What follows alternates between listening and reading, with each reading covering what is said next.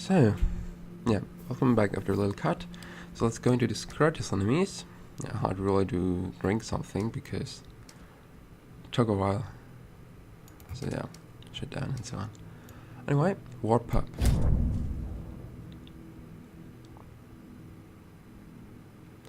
War boys are trained in the arts of war since childhood. They are taught to respect nothing but their masters. The vehicles and brotherly bond of warfare. Warpigs are the youngest and least well trained of the war boys. They are just testing their mettle as actual warriors. Many warpigs never advance beyond this stage and instead end up as food for crows or fertilizer for maggot pits. The patrol camps are often the first to attack an intruder. What they might lack in strength, they often make up for in their numbers. Warpigs are natural pack hunters and seldom fight alone. When facing many warpaps or when time is a factor, it can be advantageous to use a melee weapon. Mashup. Warpaps who perform some minor feat in battle or who otherwise show promise may be rewarded with a spiked club. These armed warriors are known as mash pups. Some warpups earn this honor simply by picking up a masher from a fallen ally in the heat of battle and surviving to tell the tale. A heavy combo finisher or a perfect parry will earn you high fury points, pushing you towards the devastating fury mode more quickly. Picking up a melee weapon will also help you clear out a lot of warpups fast. Ace them with a jawbreaker and follow up with a shift kill to defeat them swiftly. Warboy. Bloodied war pups that have proven themselves on a battlefield earn the right and honor to be called warboys. They are accomplished in battle and are able to read combat situations better, often evading countering attacks. While these make up the bulk of Skirt's army, warboys are still low in stature. They compensate for this by beating and bullying pups and any chance they get. Chance. Extremely evasive enemies. Oh yeah. Your best bet is to be patient, parry an oncoming attack, then counter quickly before they regain composure. The shoulder charge will catch them off guard and cause them to stumble. Be fast with the follow-up, since they recover quickly. Okay, these are actually good tips. Jabberboy. Warboys are trained in the arts of war since childhood. Some who show special abilities with knives are chosen to become the lethal Jabberboys. They are feared for their skill with razor-sharp shifts. The Jabberboys consider themselves an esteemed elite among their peers and carry themselves with a swag usually reserved for those higher up in the hierarchy. Simple brawling tactics are effective when confronting low numbers. Jabberboys are natural pack hunters and seldom fight alone. In facing many Jabberboys, it is advisable to try and defeat them using a melee weapon. Don't forget to duck and weave to avoid those blades. Buster Boy. Most mashups that survive a longer period are chosen to advance as Skirt's higher ranked blunt weapon wielders. These are known as Buster Boys who are very proud of their station in the hierarchy and consider their club as a badge of honor to revere. What they lack in strength they often make up for in numbers. Okay, higher ranked. These are extremely evasive enemies. Your best bet is to wait for an attack and parry counter them. The shoulder charge will catch them off guard and stumble them. Be quick with the follow-up though, since they recover quickly.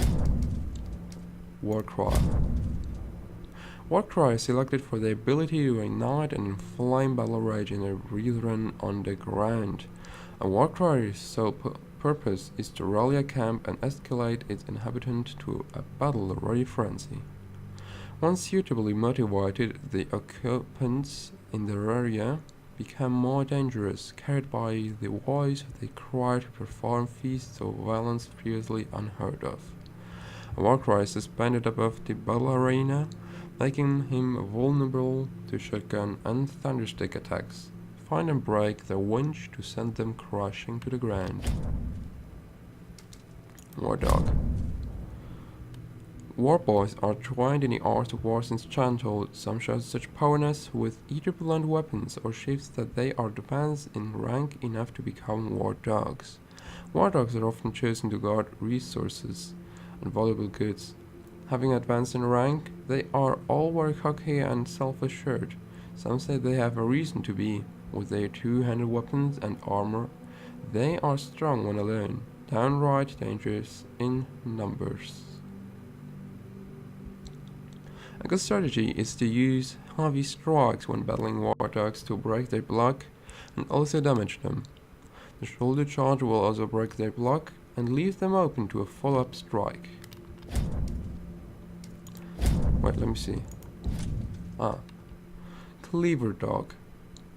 Some buster boys who show such prowess with blunt weapons that they are advanced in rank enough to become cleaver dog. Cleaver dogs are often chosen to guard resources and valuable goods. They wield two-handed weapons and are known to hunt in numbers. A good strategy is to use heavy strikes. Okay, that's from for the other one. Buckler. Bucklers are advanced war boys who primarily fight using brutal shield-based techniques. They can often be found in and around heavily guarded camps. Their value in the securities war machine is undeniable as they soak up a float of the damage aimed at the war boys' brothers with their shields. The technique is advanced and some Wastelanders even claim that their defenses cannot be broken. Thus they charge attack to get around them quickly to strike them from behind. Knuckle dusters will break their shields faster than bare fists. The shift attack won't work while they are holding their shield. War Buckler. War Bucklers are the highest ranked war boys apart from top dogs and are often put in charge of important operations such as war rigs, fuel convoys, or camps. Only war boys that are battle hardened and show leadership skill are raised to the position of war bucklers. Alternatively, they are also considered if they kill the previous war buckler. Thus they charge attack to get around them to quickly strike them from behind. Knuckle dusters will break their shields faster than bare fists, Top dog. Scottish top dogs are his regional commanders stationed in camps at certain strategic locations in the wasteland. They are feared by wastelanders everywhere, but they highly revered within the warboy ranks, despite sometimes being cruel and sadistic with their underlings. You will need to use all the tactics you have at your disposal. It is a good idea to avoid a large club day swing. Feral.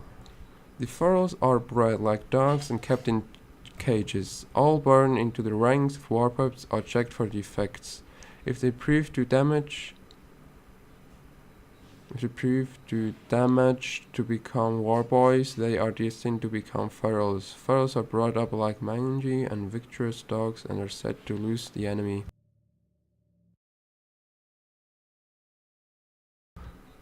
A feral will never advance in the hierarchy. He will remain a human dog until the day he is too weak to fight. He will then be killed for his keepers and thrown in the maggot net. Okay. Wow. These are swarming enemies that dash in with quick and victorious attacks. The trick is to dispose of the feral before it has a chance to attack. A shotgun blast also comes in handy.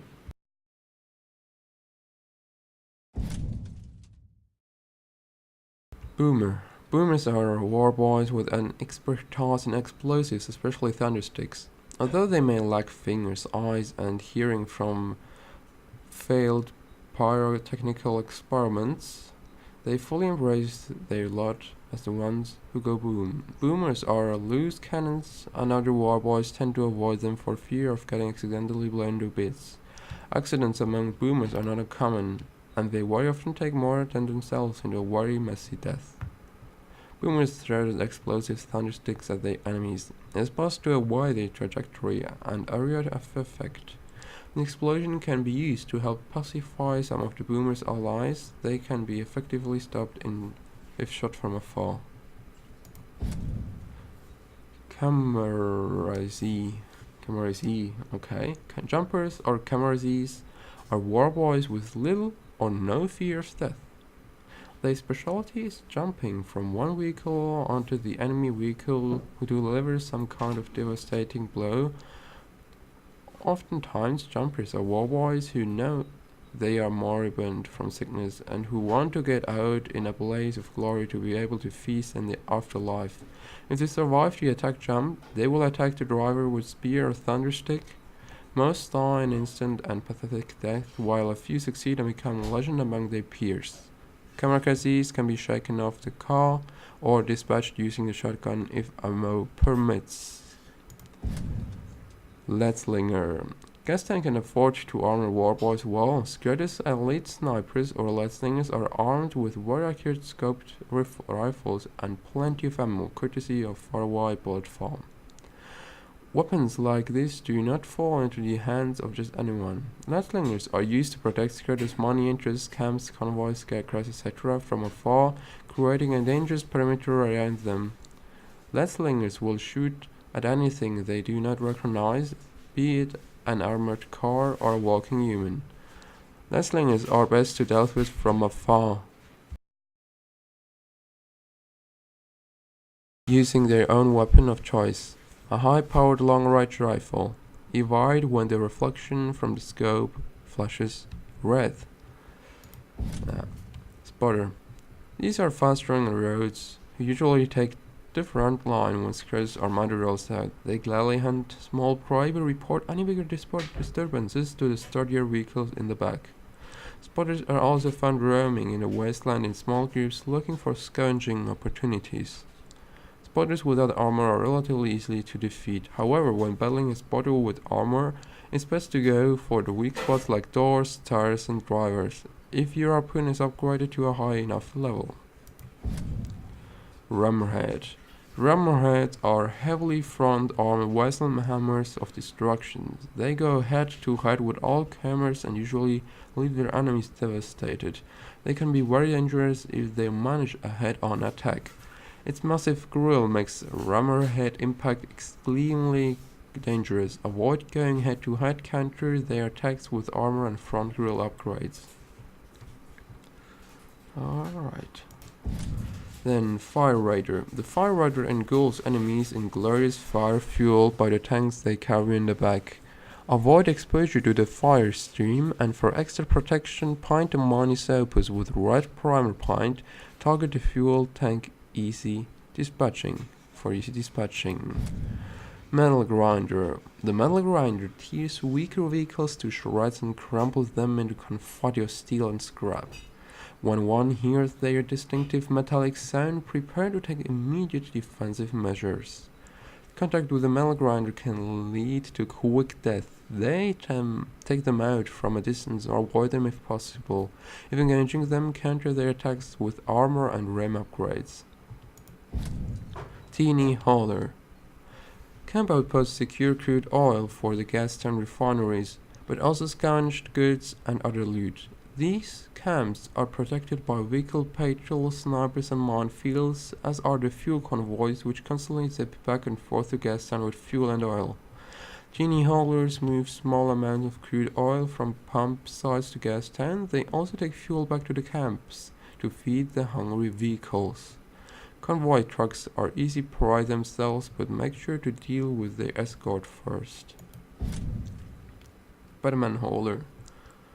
Camp outposts secure crude oil for the gas and refineries. The Batman hauler moves medium amounts of crude oil from pump sites to gas tank. They also take fuel back to the camps to feed the hungry vehicles. Convoy trucks are easy to protect themselves, but make sure to deal with the escort first. Okay. Heavy hauler. So these camps protected. The heavy haulers more large amount of crude oil to gas tank. They also take fuel back to the camps to feed hungry vehicles. Convoy trucks are easy prey. Yeah. So just the skin is different. Oh yeah. Or well, let's just say more protected. Land Mover. The Land Mover is Grobus Grotus' impressive war chariot. It dwarfs the regular assault vehicles of the Scrotus war party. This massive cow-catcher is capable of ripping smaller vehicles to shreds in combat. On top of the driver's cab, a throne is mounted from which Scrooge himself can overlook the wasteland in his hunt for prey, loot, and sport killing. If forced to do battle against the lawnmower, the massive amount of fuel on board is his only weakness. Yeah, I've seen that. Scrabulance, oh yeah. A vehicle which hauls scrap across the wasteland. Hijack one and bring it to a stronghold to earn a substantial amount of scrap. A vehicle which hauls scrap across the wasteland. Specially built to haul fuel around the wasteland, Hoster Tanker, an explosive vehicle which might very well blow up in a ball of flames if shot at. The Hoster Tanker is essentially a car full of flammable fuel. A well-placed shot in its tank and it will likely explode. The Big Chief Chariot, a unique vehicle used by the dreaded Stankgam when he fires in the gas and rises. The Thunderpoon is a service and bust option against Stankgam's deadly chariot. Sideburners prevent ramming it and can drop deadly explosive mines from the rear, making it a good idea to keep your distance. Carny Wagon. Carny wagons carry the death-defying Camerazes that hurl themselves at their enemies. The Camerazes live for the jump their last glorious act in an otherwise worthless existence. They will do not anything kill their prey, they do not fear. No fear. Installing spikes on the outside of the car can act as a deterrent against jumpers. However, quick maneuvering is the best means to avoid damage. Rat Soldier. Stankgam's rat soldiers are his most expendable, easy kill, but they often come in great numbers. Simple brawling tactics are effective when confronting low numbers, but rat soldiers seldom fight alone. If facing many rat soldiers, it is advisable to try and defeat them using a melee weapon. Then Vipers. Vipers are marginally more dangerous than Stankgam's rat soldiers. These are extremely evasive enemies. Your best bet is to wait for an attack and parry counter them. Evade their Shift Fury flurry attack to avoid damage. The shoulder charge will catch them off guard and stumble them. Be quick with the follow-up though, since they recover quickly. Slayers are the biggest threat among Stankgam warriors. They outrank the Hoarders and rule by fear. A good strategy is to use heavy strikes when battling Slayers to break their block and also damage them. The shoulder charge will also break up their block and leave them open to a follow-up strike. Tweakrod. Tweakrads are found roaming the wasteland in small groups looking for scavenging opportunities. They are fast but easy to defeat. A shotgun or harpoon are great weapons in a fight against Tweakrads. A light vehicle, but tougher than most. Do not engage without at least a basic upgrade for your car. Then, Scatterbugs are found roaming the wasteland in small groups looking for scavenging opportunities. A shotgun or harpoon is a great weapon in a fight against Scatterbugs. The Kill Card is a medium-sized assault vehicle unique to Stankgam's war party. Kill cards are fast and deadly but light armored. Use harpoon to pull off the wheels and cripple them. Hard Body is a medium-sized assault vehicle unique to Stankgam's war party. And here is again, use the harpoon. Then the Processor is a feared heavy assault vehicle which is unique to Stankgam's war party. Processors pack a heavy punch but have no armor. Go to the doors and then the driver to take them out. The Intruder, also from Stankgam. Don't get too close to the intruders, they can do real damage. However, they are vulnerable, especially the doors and drivers. And here we are again. Well, pups. We've done the whole intel. We've done, well, at least from scratches. Now Roadkill, then Blizzard, and then these two, yeah. So, Scrapper. Among the chaotic ranks of the groups collectively known as Roadkill, the Scrappers are definitely the weakest and least skilled in combat. They are young fighters trying to prove themselves. Alone they are easy pickings, but they often choose to attack in large numbers. Heavy combo finishes and perfect parries will earn you high fury punch, which will get you into devastating fury mode quickly. Picking up a melee weapon will also help clear out a lot of scrappers in no time. Daze them without the jailbreaker and follow with a shift kill to defeat them quickly. Okay, so yeah, I just decided, I wanted to do the whole the whole Scrotus enemies thing, and now Roadkill and Blizzard enemies are the same. So the enemies have just look differently, but their mechanics are the same thing. As like you've seen with top dogs. It's always the same thing, just they look, well, in another way. The skin is different. So I'm gonna like shorten it a little bit. So Road Shanks. They're not very strong. And yeah, simple rolling tactics and effective when confronting low numbers. Melee weapon. Road Scrapper. They are a bit more dangerous than they are now Brethren, but they're not very capable. And heavy combo finishes and perfect parries will earn you high fury points. Yeah, daze them with a jawbreaker and follow with a shift kill to defeat them quickly. Road boys are roadkill warriors that are faster, more agile, and have mastered quick and evasive combat despite only fighting unarmed. Extremely evasive enemies. Road Pounder. A roadkill enemy is feared for their skill with blunt melee weapons. And yeah, we'll catch them off guard and stumble them. The shoulder charge. Be quick with the follow-up since they recover quickly. Road Dog. Road dogs guard resources. They are relatively strong when alone and don't run ranges in numbers. A good strategy is to use heavy strikes when battling road dogs to break their block and also damage them. Or the shoulder charge. Range dogs are the most skilled fighters among the roadkill. Strong and armored as any road dog, they also carry a massive range as a weapon that deals heavy blows to anyone in their way. A good strategy is to use heavy strikes, shoulder charge, and follow-up strikes. Road Buckler. While road bucklers look the part, they have nothing on the war bucklers from Scrotus Gaston Horde. An attacker can easily find and exploit the gaps in his defenses and use the fist, gun, or explosive to destroy his shield. Invite the charge to attack them around them quickly to strike them from behind. The shift attack won't work when the shield is there. Top Dog. A roadkill top dog is a force to be reckoned with. The top dog leads small groups of roadkill around the wasteland and set up temporary camps to scavenge for resources.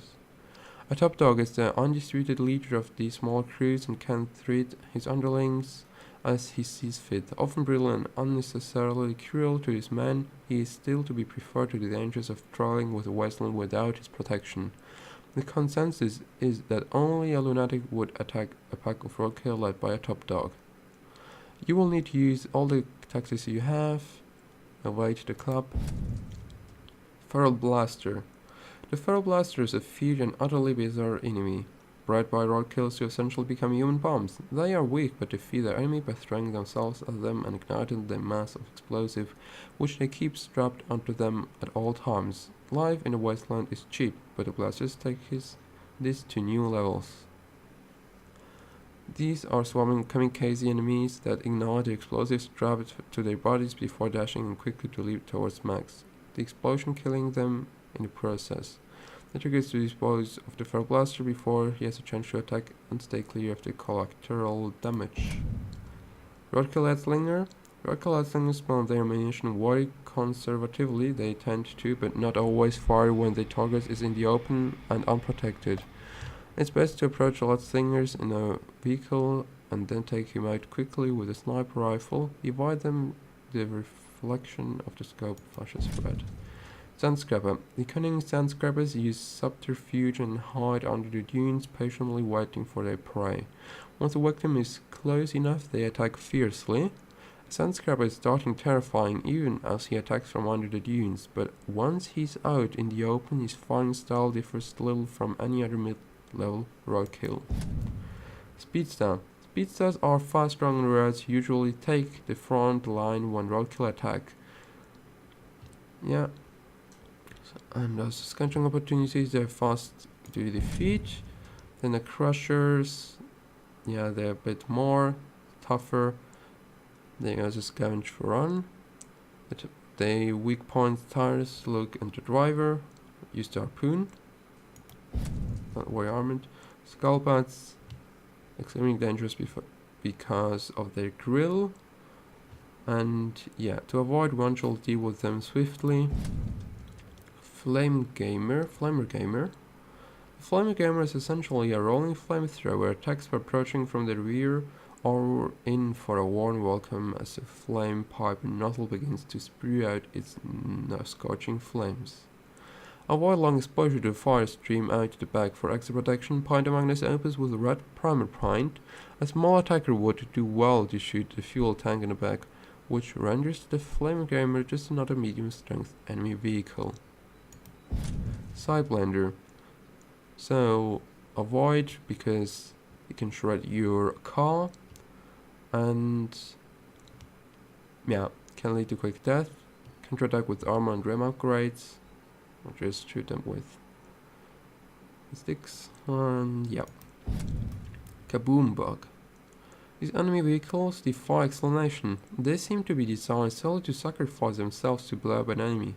Getting close to them is always bad news. Ranged attacks are of the essence. Shooting these kaboom bugs from afar is the only defense against their explosive attacks.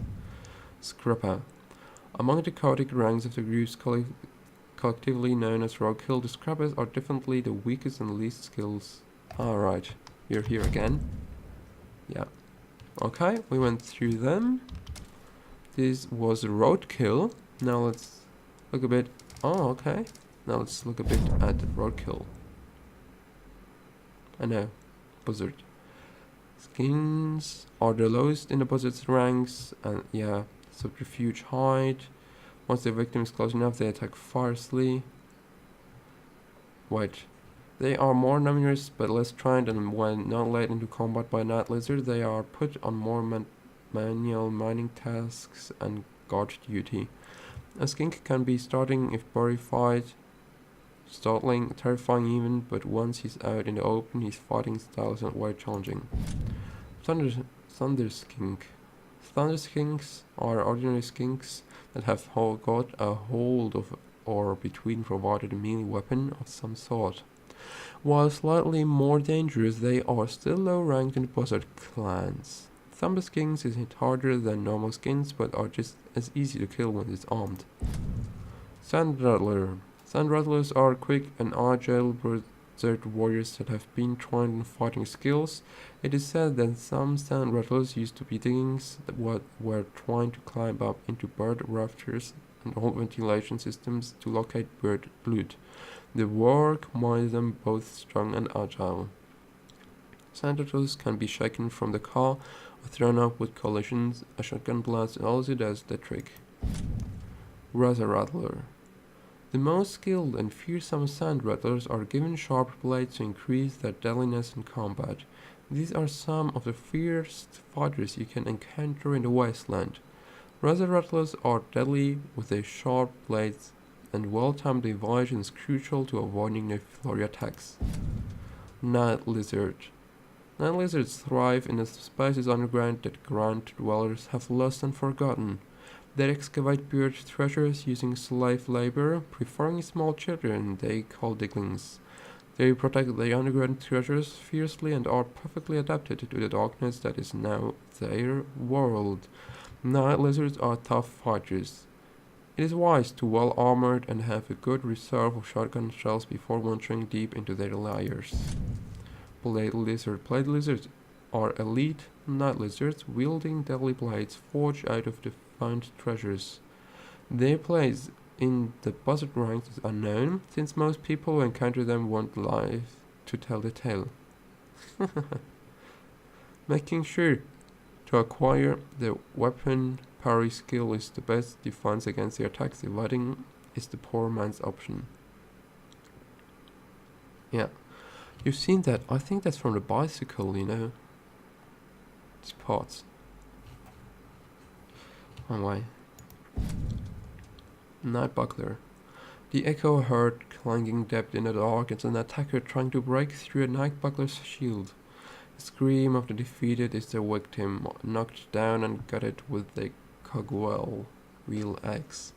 Use evade to dodge their charge attack and strike them from behind. For frontal assaults, avoid bare-fisted attacks. Melee weapons and knuckle dusters can break through their shields much faster. The shift is ineffective while a knight buckler still holds his shield. Top Spike. Top Spike leads his pack of buzzard warriors through the darkness. His war pack is feared and respected. Top Spike is the fiercest of them all. He commands respect from his followers and turns his opponents into maggot rule. Keep your shift sheeted until you have the top spike in a race. Avoid their devastating club attacks and maximize your damage during free mode. Ghost. Ghosts are former buzzards lost to the night and rejected by their clan. They live out their lives in utter darkness and solitude, waiting for victims to enter their lairs so they can kill and consume them. The prey always come, looking for scrap, food, or any lost remnants. The ghosts are waiting to pounce on their victims, victoriously ripping them apart with their claws and fangs. Be vigilant in a ghost lair. Counter their attacks quickly, or they will overwhelm you. They deal heavy damage with jagged nails and teeth, and a shotgun blast will help dispose of them. Prickles. Prickles seek to tear weaker metal vehicles to confront it with razor-sharp spikes mounted on their vehicles. Prickles are more deadly than their Scourges and roadkill counterparts. Projectile attacks are recommended against prickles, as close contact can lead to quick death. If you do engage prickles in close combat, make sure your vehicle is well armored and rims are well upgraded. Charbone. A feared enemy. The Charbone is a rolling flamethrower. Attackers approaching from the rear are in for a warm welcome as the flame pipe nozzle begins to spew its scorching flames. Avoid the rear flame attack for extra protection. The minus opus can be upgraded with fire retardant red primer paint. Of course, the deadliest attack can be neutralized by destroying the fuel tank. Dropkicker. A dropkicker lives to destroy, dropping swarms of explosive jagged mines behind them wherever they go. When taking on a dropkicker, it is best to stay clear of its mine-dropping rear. Use the harpoon or shotgun to take out the driver. That way you can hijack the vehicle itself for some explosive mayhem on your own. Man Cannon. Man Cannon screws the wasteland looking for enemy vehicles worthy of destruction by disgorging their deadly sand rattles. Allow man cannons to pull alongside and they will set their sand rattles upon you. Spikes mounted to your vehicle are a great defense against deadly jumpers. A well-timed shotgun blast is also an excellent option. Barbican. These are fast-throwing arrows, always at the front lines when buzzard attack. They hunt in smaller prey and attack in. Okay, nice. The last one. What basically leads they start your victims to the heavy vehicles in the back. Barbicans can be found roaming the wasteland in smaller groups looking for scavenging opportunities. They are fast but relatively easy to defeat. And yeah, so the tires, doors, and yeah, tires and doors. Shotgun and upgraded harpoon are great weapons in a fight against the Barbican. Alright, so we have also done the buzzard enemies. At least now you would know I have to fight against these guys. The locations, yeah, not all of them, but quite a lot. The Great White. The Great White used to be a vast ocean. No one knows how the water withdrew from the land. We only know that it now lies barren, without a drop to its name. What once used to be home to coral fish and algae is now a desert of salt, sand, and sharp rock. The ocean was mankind's own waste basket. Everything was dumped into the ever-shelling water during the brief existence of civilization on the shores. Refuse from the hostile and bustling times of the last century littered the waste lands. Bowl of toxic waste, the hulls of ocean liners, human remains, plastic refuse, rusted automobiles, and mankind's detritus. Those who find themselves in the Great White are generally just passing through. The lands here are so inhospitable, cruel, and unforgiving that very few ever settle down here. The bombed-out shipwrecks which litter the Great White are often used as shelter by wanderers. Sometimes groups of people settle inside them for a short time before moving on. Only Jeet and Kotesh have managed to build something even resembling a functional living situation here. Dead Barrens. The Dead Barrens is a desolate, arid landscape that borders the Great White. There is evidence everywhere of dockside, industrial and urban architecture, as well as parts of freeways and lost suburbs, all buried under sands of debris during the years after the fall. Now, what was once a successful cityscape and rendered a dry rock hell, the Dead Barrens is close to Gastown and as such lives under the yoke of the Crozet, Scrabotus war parties, scavenger hunts, and some mining camps. The Dead Barrens is also home to Pinky Ice Silo. Gastown. Gastown is part of the Wasteland Power Triangle, which consists of the Citadel Bullet Farm and Gastown. Gastown is situated on the site of a former oil-drilling site and refinery, which makes gasoline a commodity in abundance here.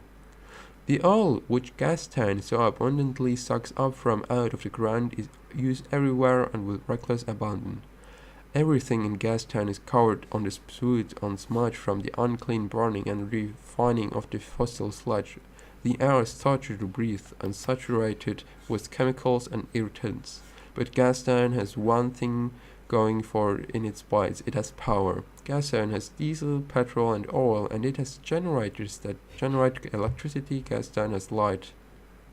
Gastown's light, flickering light bulbs, and the omnipresent yellow, orange, and blue flames of excess gas and oil being burned. Gastown is built inside a moat of oil, sludge, and tar seeping up from the very ground, with only one heavily guarded entrance into it. Gastown has been attacked many times and thwarted every aggressive attempt at invasion. The workers or slaves or whatever they might be live in shanties and are fortunate when it comes to wasteland standards. They have food, shelter, and water and risk minimal death, rape, and beatings if they just do their job and keep their heads down. People who live in this hellish climate are in fact among the only people who can be referred to as civilians in this world. Inside of the Gastown walls there is pain, terror, and brutality, true. But there is also opportunity and relative safety. Outside of Gastown's walls there is only chaos. Dead Barrens Pass. Built to keep the Dead Barrens Pass and the Great White apart, the jaw in Dead Barrens Pass. This checkpoint is completely run by Gastown and nobody who does not belong to them can pass through here. Day and night it is heavily guarded by war boys and their machines. Airport. Once this was a bustling hub, ferrying in plane loads of visitors to the thriving region each day. Now it is disused wreck buried in sand and debris. It is also home to an infestation since its vast tunnel network and hidden vaults are the perfect playground for the buzzards. Like any airport, lots of valuable freight is housed here, much of it inaccessible. That is why so many fortune seekers come here and hoping to strike it rich. Lately, none have survived. Graveyard. A place of cultural significance for the buzzards. It seems that they keep car bodies here before transforming them into war machines. Apparently, they do not dare bring these car bodies down in the tunnels before their transformation. The buzzards are very superstitious and believe that such car bodies might have negative influence on some metaphysical plane before they have been cleansed by sparky transformation. It is also from this place that many buzzards launch their nightly hunts across the wasteland. The place is barred up and heavily booby-trapped. Only when the buzzards are out on their hunts can someone enter, but at huge peril. Jump's Hideout. Located in a gigantic tanker in the Great White, John Bucket, the mechanic, found this place he believed that was perfect location for his sanctum, and began building his wondrous magnus opus here. Down in the steel temple, he found water trickling from one rustless wall on another. There was food growing on the rust and steel. There were again mollusks alike in the dry hell underground and encapsulated in steel. Here he built his tabernacle and waited for the saint to come. Jeet's territory. Jeet and his people settled here in the stronghold, which came to be called Balefire. Around here there was much loot to be had. The insides of old cargo containers and down ships were still ripe with loot for the drying, and it was far enough away from Gastown that they could be built something permanent here. Things have changed recently once Curtis war parties led by the Feet Stankgum led the whole territory under siege. Jeet's Stronghold. In the center of Jeet's territory lies Jeet's Stronghold. Once the proud and centerpiece of this part of the Great White, is now all but forgotten. The territory is lazy with the signs of Scrabotus recent aggressions, scarecrows, war camps, convoys, and war parties. Jeet's Stronghold itself remains a relatively safe place so far, as long as one is on the inside. To approach Jeet's Stronghold these days is a very dangerous affair indeed. Every tweaky and now on the verge of starvation. Jeet and his people are on the edge. The stronghold is built inside an old pre-fall lighthouse, fortified so thoroughly it now resembles a medieval fort more than anything else. Kutar's territory. When Kutesh and his men spotted the ship which was to become their stronghold, they were too tired to do anything but stop. In the following weeks, they found that their ship had indeed saved their life, as it was loaded with fresh water and canned goods. As they sparingly consumed their wealth, they found other ships with all sorts of valuables stashed inside, scattered all around the region, which would become Kutar's territory. Kutesh, an old trader and bandit, knew how to make the best of an impossible situation. They scavenged tirelessly, all the while trading the goods they didn't need with goods they needed with traders from all over. They maintained an unsteady truce with Gastown if they kept supplying such extraordinary loot. This truce is now extremely fragile as the Great Stankgum has begun a reign of terror on Scottish orders. Now the territory is crawling with Scottish filthy war parties and camps. Kutar's Stronghold. Kutar's Stronghold is built out of the remains of an old steel ship in the Parchroon region. He has convinced his people that the water will come back to the Great White, and that they will sail out of this nightmare in their ship. Kutesh has them working hard to get the ship back into condition, but as a safety measure, all of these efforts also severe to fortify the ship's hull against any attacks should the deluge not come. Pinky Eye's territory. This territory of elevated flatlands and steep mesas was the perfect choice for Pinky Eye when she settled down with her tribe of orphans turned mechanics. The fortified silo in the middle provided ample protection, and the elevation and flatness of the area was perfect for surveillance. Here they could easily create their mechanical wonders and trade with the outside world, performing duties even for Gastown. This practice is becoming rare since Greatest warbands began the reign of terror. Pinky Eye's Stronghold. Pinky Eye's Stronghold is built inside an old silo. She and all her children have a niche carved out here for themselves as a master mechanics, and that is their trade. The fortified stronghold serves perfectly as a deterrent against bandits and roadkill, but should a real Gaston war party attack, the story might be very different. Deep Fry's territory.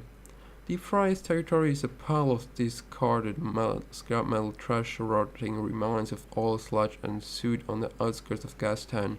Somehow the cult led by Deep Fryer has been allowed to maintain their presence here.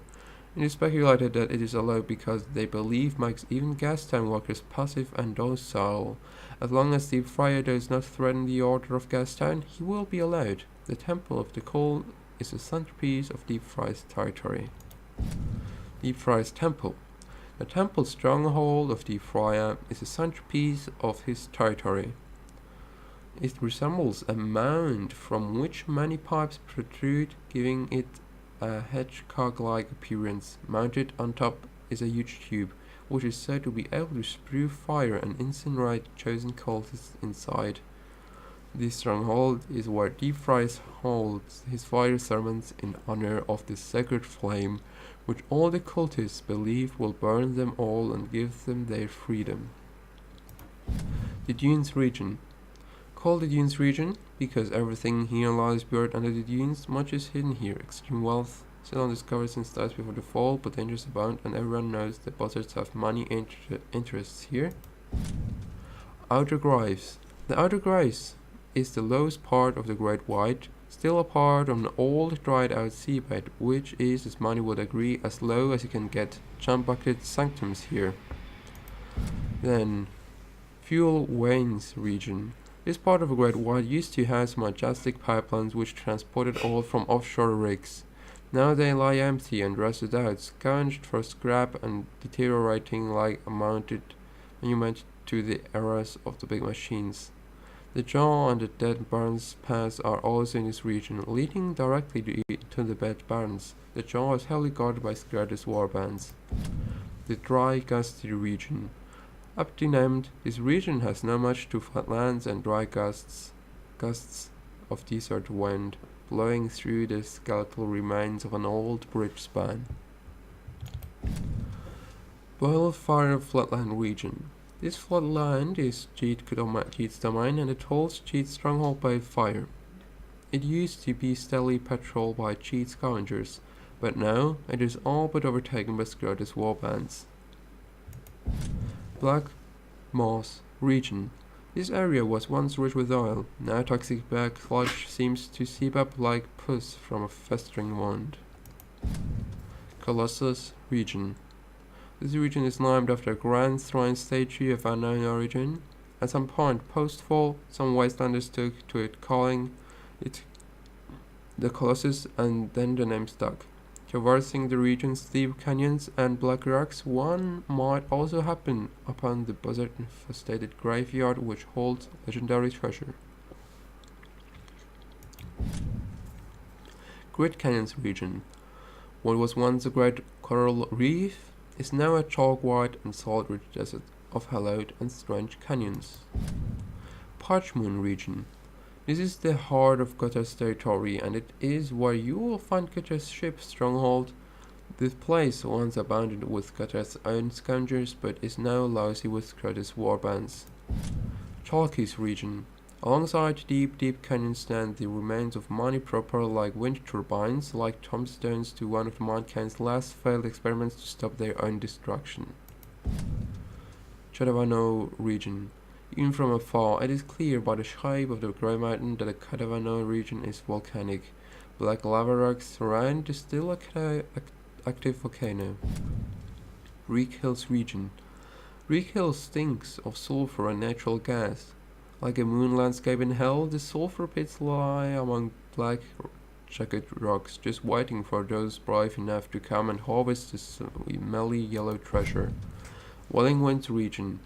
On the edge of the Big Nothing, high up the mountain ridges and sandy rocks, the Welling Winds region is home to naughty but ruins of human dwellings and eerily wailing winds.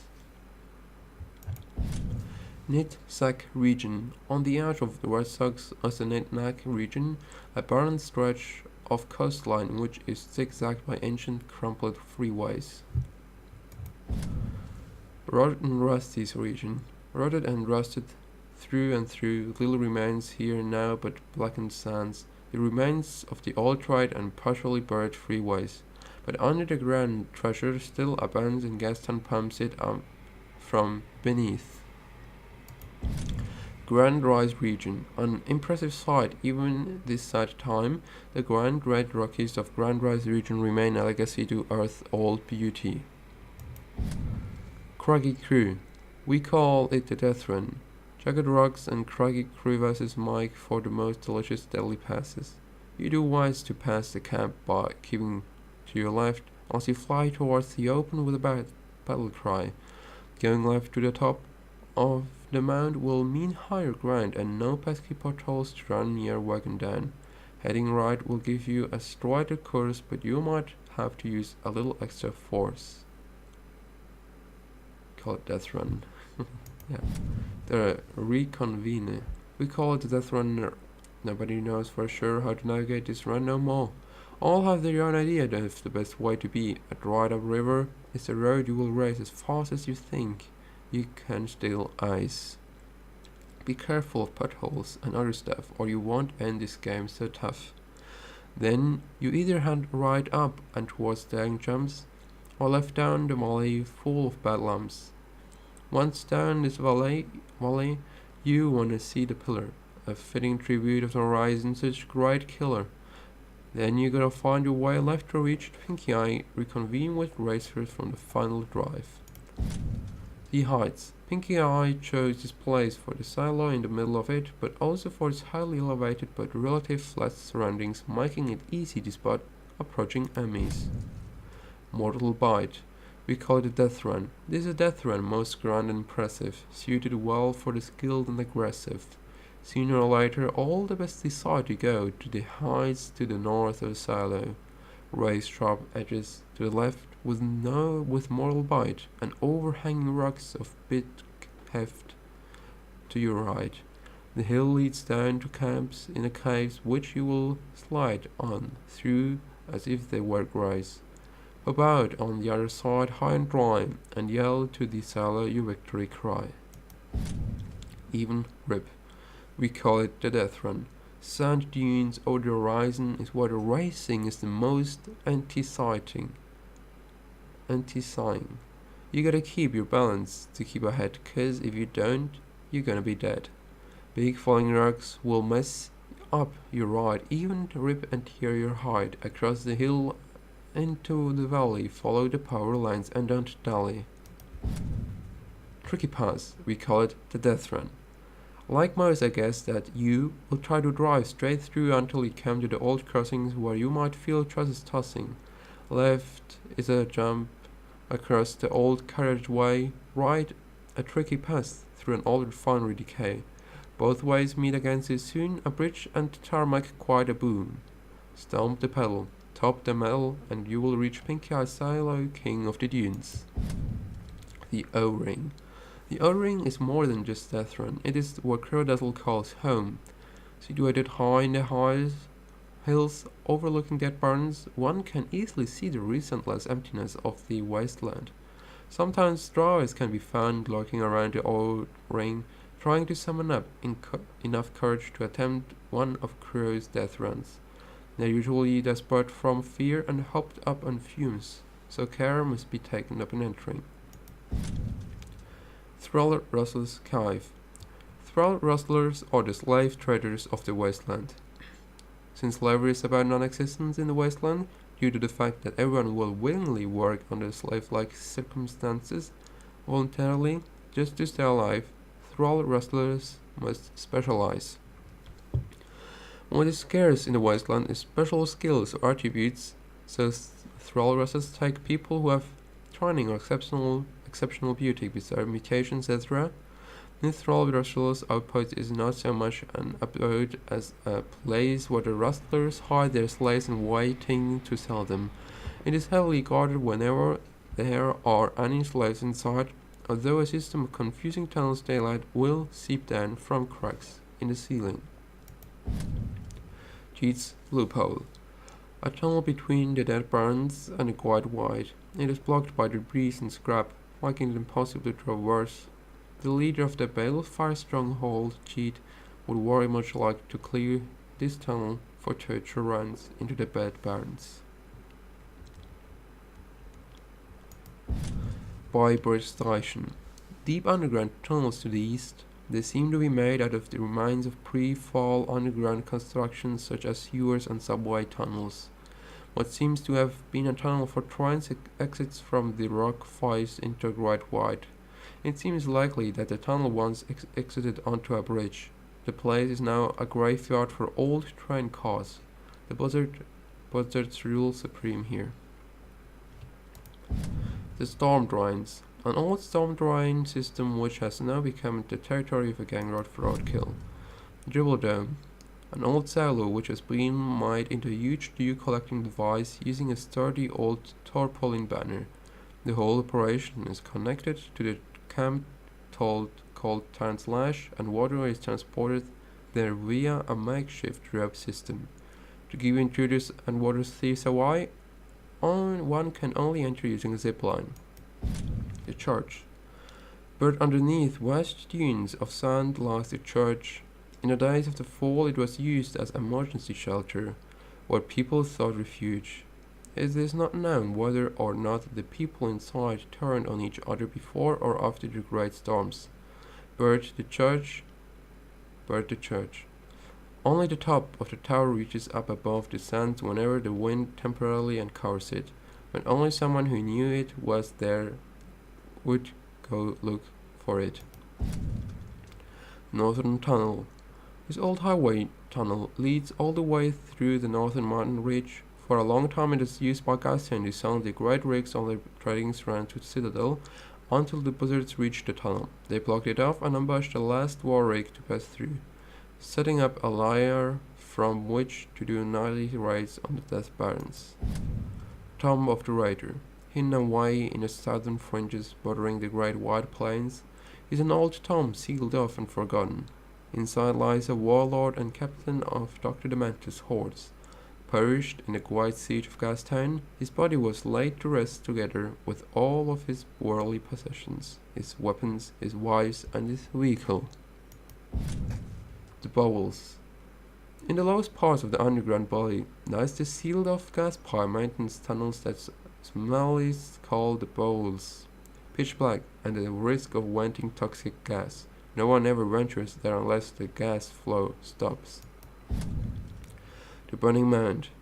On a hilltop on the Dead Barons Mountains lies the Burning Mound, so named for the weird assembly of small fires glowing among the red pebbles and rocks. Whether some natural phenomenon or a bird gas leakage ignited in the days of the fall, no one knows. It is revered as a holy place by the fire-worshipping parish of Deep Friar. The Jaw.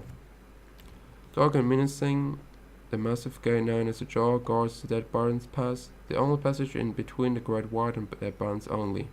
Only friends of Gastown are allowed through. Gastown Racetrack. The Gastown Racetrack meanders through the innermost part of the old refinery, an arena of blood sport and spectacle. It is the main source of recreation for Gastown Smallies, but the races draw onlookers and contestants from all over the wasteland. The Blades.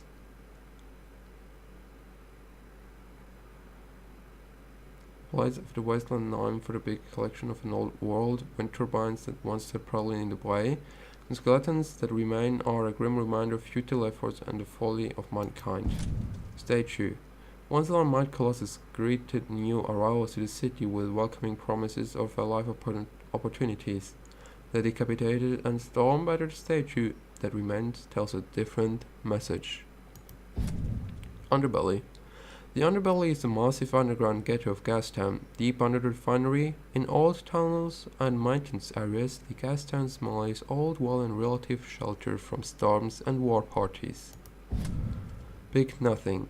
The Big Nothing refers to the large unhabitable area outside the known wasteland. To the south and west, the Great White stretches out towards the endless horizon. To the east, the dunes and stormlands ensure death to any traveler. There are rumors, whispers, and legends of places across the Big Nothing, a massive chain of mountains known as the Great Divide, and mythical gardens of the green beyond it. Some also believe that the Big Wet still resides somewhere across the Great White.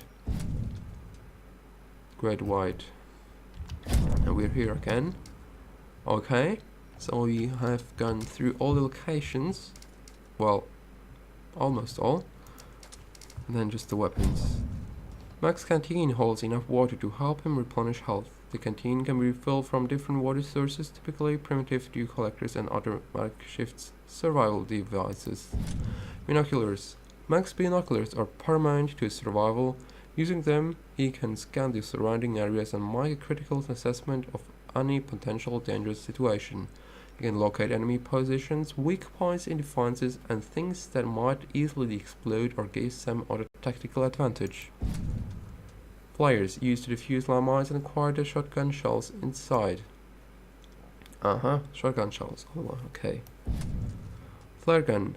Max can use the flare gun to signal to jump bucket to pick him up, or to signal a mission giver that he has performed the task agreed upon. Jimmy bomb. Max will encounter locked boxes and compartments in the wasteland. Many of them hold valuable loot. Not yet scavenged. He can use the Jimmy bar to open them. Flashlight. Not being able to see your enemy is a great disadvantage at night or inside poorly lit tunnels. The flashlight remedies this.